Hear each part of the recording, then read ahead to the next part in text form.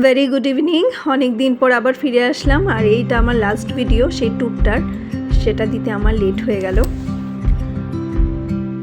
Hello বন্ধুরা, এখন আমি চলে এসেছি কোথায়, এটা পিভিআরে অ্যাক্রোপলিস মলে শিলিগুড়ি।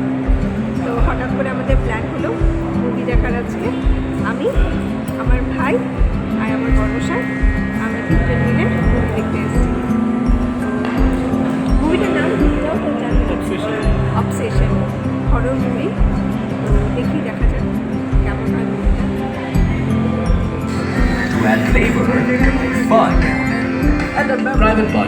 তো মুভি দেখা আমাদের কমপ্লিট।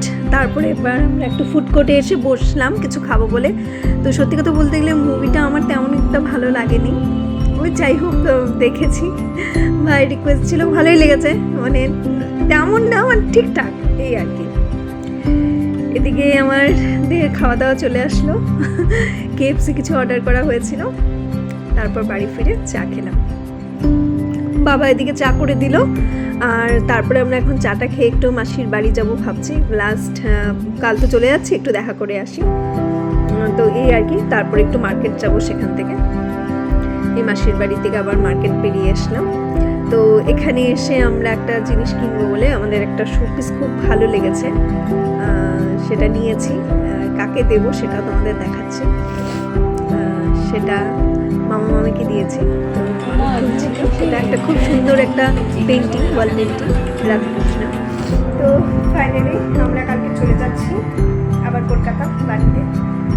এই কটা দিন মা বাবার সাথে, মামা মামির সাথে, সবার সাথে খুব আনন্দ করে কাটানো। আমার লাগেজ মোটামুটি প্যাক হয়ে গেছে।